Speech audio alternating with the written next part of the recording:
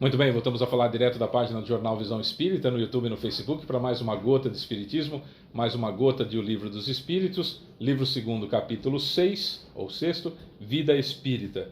Estamos no item Relações de Além-Túmulo, e hoje as questões serão 280 e 281. Se você puder compartilhar esse vídeo, você vai estar ajudando a doutrina espírita. Estamos utilizando o livro da editora M como a tradução do livro da editora M.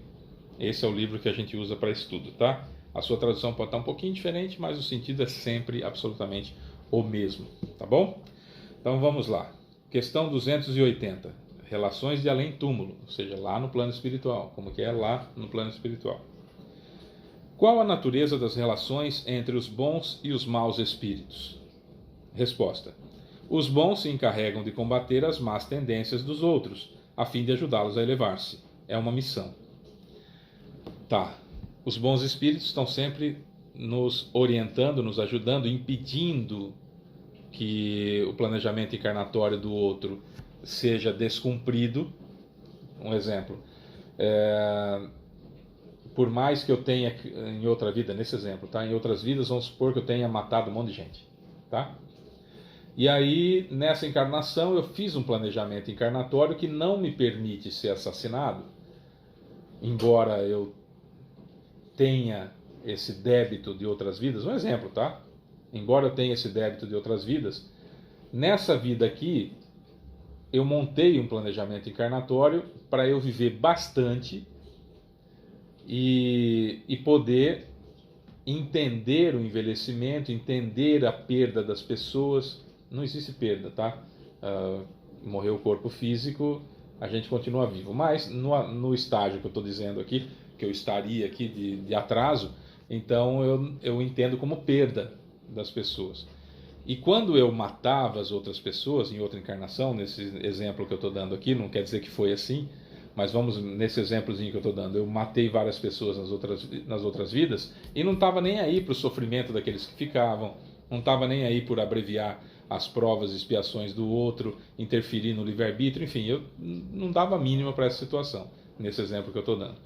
E aí, nessa encarnação, com uma vida muito longa, um exemplo, tá? O Fábio disse que todo mundo que morre muito velho foi isso, não foi isso que eu disse. Estou dando um exemplozinho aqui nessa situação fechada, tá? Então, uma encarnação muito longa, eu vou ver morte dos meus pais, vou ver morte dos meus irmãos, vou ver morte, quiçá, dos meus filhos, vou ver morte das pessoas que eu gosto, os amigos, todos morrendo antes, e eu ficando por último aqui, para entender como que é difícil a dor da separação que eu causei, que eu teria causado, nesse exemplo que eu estou dando, nos assassinatos de outras encarnações, tá? Então, um exemplo simples, nessa encarnação, então, eu não tenho autorização no meu planejamento encarnatório para ser assassinado. Se alguém for fracassar na prova, não vai ser perto de mim. Como que isso vai acontecer? Os bons espíritos, junto com o meu guia espiritual, ou anjo da guarda, sempre vão me proteger nesse sentido para que eu não sucumba, eu não morra assassinado, porque no meu planejamento encarnatório, meu corpo não morra, né? Meu planejamento encarnatório não permite. Então os bons espíritos, eles trabalham para combater as más tendências dos outros a fim de ajudá-los na elevação, é uma missão. Então, o sujeito vai fracassar na prova comigo, vai haver uma interferência. Na prova do assassínio vai haver uma interferência, nesse exemplo que eu estou dando, tá? Eu não sei o meu planejamento encarnatório, não sei o que fui nas outras encarnações, estou dando um exemplo nesse sentido. Os bons espíritos estão trabalhando o tempo todo para que os planejamentos encarnatórios se cumpram, para que aquilo que há necessidade de vencer más inclinações, que a gente receba essa intuição, essa inspiração. O tempo todo os espíritos estão ali trabalhando com a gente, trabalhando em reuniões mediúnicas, trabalhando onde há evangelho no lar, trabalhando onde há oportunidade para eles trabalharem diuturnamente, dia e noite, sempre tentando fazer o melhor. Isso é o que está acontecendo o tempo todo com os espíritos bons. Os espíritos imperfeitos, eles estão aí tentando fazer o contrário. Eles estão tentando fazer o contrário. Vamos imaginar, nós temos aproximadamente 65 mil encarnações, tá? 65 mil encarnações. Se uma pessoa, apenas uma pessoa, por encarnação não gosta da gente, uma pessoa não gosta da gente e não superou isso ainda, nós temos 65 mil pessoas que não têm muita afeição pela gente. Se foi mais de uma em uma vida que ainda não superaram isso, então você vai multiplicando e vai vendo quantas pessoas nós temos, evidentemente, que não gostam da gente. Pessoas que nós prejudicamos diretamente e que o ente querido daquela pessoa também não gosta da gente, o pai, o filho, enfim, aquela situação, não é? Os corações que nós destruímos, que nós fizemos picadinho, que nós pisamos neles, todas as pessoas em volta daquela pessoa, daquele sofrimento em forma de pessoa, também não gostam da gente. Então tem muita gente que não gosta da gente. Tem muita gente que gosta da gente? Tem, mas também tem muita gente que não gosta, porque nós plantamos isso de alguma forma. Então eles estão tentando de alguma forma se vingar da gente, atrapalhar a nossa situação, e os outros ajudar. Então é sempre nessa situação. E como nós vamos ver mais para frente na questão 459 do Livro dos Espíritos, os Espíritos influenciam em nossos pensamentos e em nossas ações? Resposta: frequentemente são eles que vos dirigem, muito mais do que podeis imaginar. Ou ao contrário, a esse respeito, muito mais do que podeis imaginar, frequentemente são eles que vos dirigem. A gente está o tempo todo recebendo inspirações para fazer bobagem e para vencer as más inclinações. A gente que decide sempre, né? Questão 281. Por que os espíritos inferiores têm prazer em conduzir-nos ao mal? Acho que eu já expliquei, né? Resposta: pelo despeito de não merecerem estar entre os bons. Seu desejo é impedir tanto quanto puderem que os espíritos ainda inexperientes atinjam o bem supremo. Querem que os outros passem por aquilo que eles experimentam. Vós também não vedes acontecer isso entre vós? Claro, aqui os espíritos estão falando do sentimento que move a pessoa, que é o ciúme. Não é sentimento, é sensação, né? Das sensações que movem os espíritos, o ciúme e a inveja. A inveja ligada e o ciúme ligados diretamente à vaidade, que é o mal do século XXI. A vaidade, que é a situação de auto-importância que eu me dou, de extrema, de elevada importância que eu me dou. E onde já se viu acontecer alguma coisa assim comigo? Isso, claro, quem sente sou eu, espírito. Não é meu corpo, não é meu perispírito. Sou eu, espírito, que sinto isso. Eu é que tenho essas sensações. Então, no plano espiritual, é óbvio que eu mantenho todas as sensações que eu tinha aqui.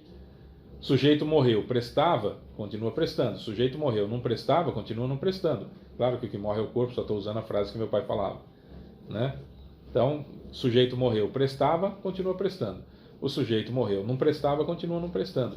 As características são as mesmas. Se eu pertenço a uma classe inferior de espírito imperfeito, eu desencarnei e eu continuo sendo espírito imperfeito. Eu não melhorei, eu não mudei de classe, eu não mudei de ordem porque meu corpo morreu.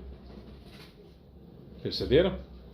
Então, o Fábio não está encarnado como espírito imperfeito da 10ª classe e desencarnou, vira um espírito bom, benfeitor da segunda ordem?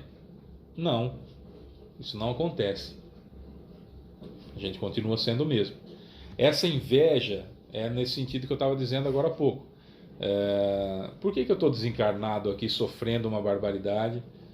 Por que eu estou passando por todas essas privações e essas provações aqui no umbral? E esse sujeito que prestava menos que eu, na minha concepção, né? Prestava menos que eu, está encarnado agora.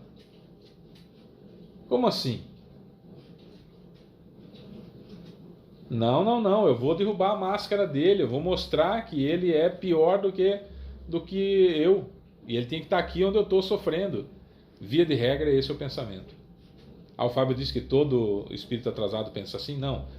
Normalmente, via de regra, vulgarmente, comumente, é assim que se pensa. E claro, tem aqueles obsessores que, naquele exemplo que eu estava dando agora há pouco, eu matei alguém numa outra encarnação e vamos imaginar que o filho do sujeito que eu matei viu o requinte de crueldade, viu tudo que eu fiz e tem um ódio gigantesco de mim e não consegue de jeito nenhum se livrar de mim e fica preso a mim de todo jeito. Aí ele vê, nessa encarnação aqui, nesse exemplo que eu estou dando, nessa encarnação aqui, eu falando de Deus, eu falando do Espiritismo, eu falando sobre Jesus. O cara fala, o que esse idiota está falando isso aí? Porque ele está preso naquele tempo, naquela situação ainda do mal que eu fiz lá atrás. Para ele o tempo passou dolorido, mas comigo no pensamento principal dele. Então não entra na cabeça dele que, vamos imaginar que essa encarnação tenha acontecido no ano 1000. Nós já estamos no ano 2000, já se passaram 1000 anos. Não é? Estamos em 2023, já se passaram mais de 1000 anos. Mas ele está preso naquela situação ainda. Então ele não sabe quantas encarnações eu já tive. Ele não sabe quantas vezes eu já espiei aquilo que eu fiz. Ele não sabe, por exemplo, que eu já me reconciliei com o sujeito que eu teria matado, nesse exemplo que eu estou dando aqui, e que ele está preso naquele ódio ainda, que onde já se viu ter feito isso com o pai dele, onde já se viu ter feito isso com aquela situação. Então ele não faz a mínima ideia do caminho percorrido até hoje, e principalmente do estágio de arrependimento depois do erro. Esse tempo compreendido entre o erro e o arrependimento. Lembra os dedinhos? Erro, arrependimento, expiação, prova e reparação. Erro e arrependimento. O tempo aqui foi relativamente curto, eu consegui já encarnar outras vezes, já expiei pela dor ou pelo amor, enfim, já reparei, e agora estou tentando fazer evoluir em outra área. Mas ele me reconheceu agora, por eu ter gerado uma energia semelhante, uma raiva que eu tive de alguém, um desejo de dar um soco na cara de alguém, gerei a mesma energia que gerei naquele momento que teria matado o pai dele, nesse exemplozinho bobinho que eu estou dando, e ele me encontrou, mas ele não sabe dessa trajetória toda. Então, na cabeça dele, é uma injustiça terrível estar encarnado aqui falando de Jesus. Eu sou hipócrita na cabeça dele, porque na cabeça dele, ontem eu matei o pai dele, agora aqui eu estou falando de Jesus. Então não entra na cabeça dele essa situação de jeito nenhum. E ele quer que eu sinta aquilo que ele sentiu, que é basicamente aquilo que nós ainda temos do nosso senso de justiça. Nós ainda temos isso, por isso que no final aqui ele coloca, o Espírito Superior coloca aqui: vós também não vedes acontecer isso entre vós?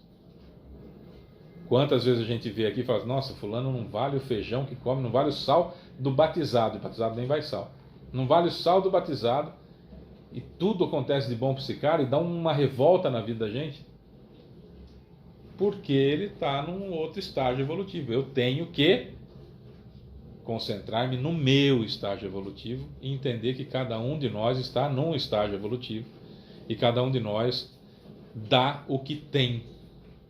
Não tem como a pessoa dar o que ela não tem. É aquela velha história do sujeito bastante pobre, que chegou na casa de um ricaço e pediu, né, estava com uma bandeja toda suja na mão, e pediu se não tinha alguma coisa que aquele sujeito rico pudesse lhe dar, que ele estava passando por muita dificuldade.